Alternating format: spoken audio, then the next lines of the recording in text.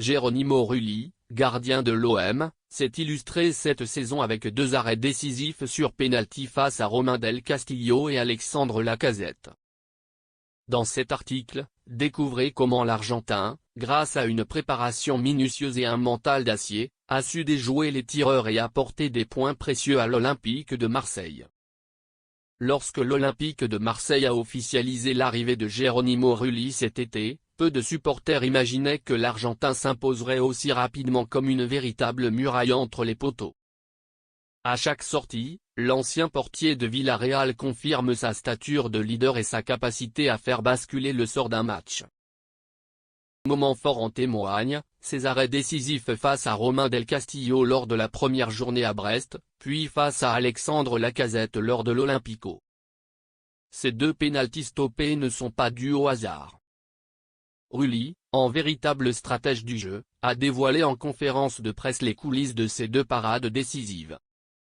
Alors ça dépend, c'est vrai qu'on analyse beaucoup, souvent, les pénaltys avec mes partenaires, avec tout le monde et ensuite c'est un petit peu comme je le ressens, a-t-il expliqué avec un calme qui illustre parfaitement son approche réfléchie. Rulli n'est pas seulement un gardien réactif. Son processus de décision sur un pénalty est digne d'un grand maître aux échecs, observant chaque mouvement adverse pour anticiper le coup suivant.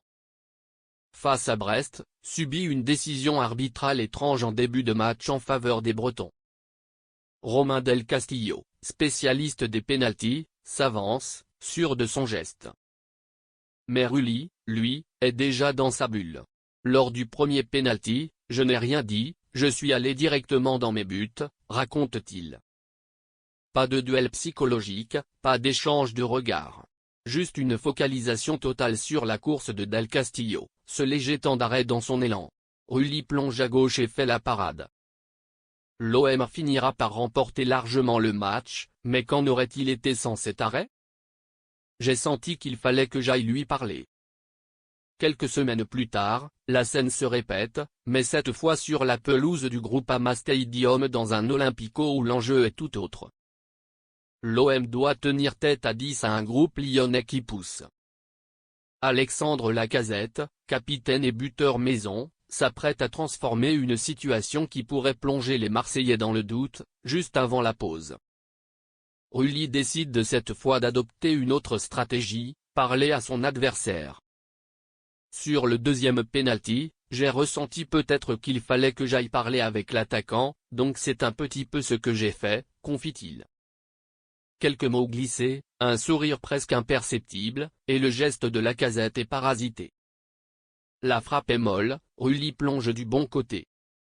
L'OM l'emporte, et ce moment marque un tournant dans la saison. Ce double exploit révèle avant tout l'intelligence de jeu de l'Argentin. Rulli le martèle, je travaille beaucoup ça, je regarde beaucoup de foot, j'apprends les courses des attaquants. Son travail ne se limite pas à la répétition d'exercices techniques sur le terrain, mais inclut une observation attentive de ses adversaires. Ses choix de plonger, d'attendre, ou d'interagir sont mûrement réfléchis, basés sur une analyse fine des habitudes de chaque tireur. Toutefois, Rulli n'oublie pas le facteur imprévisible du football.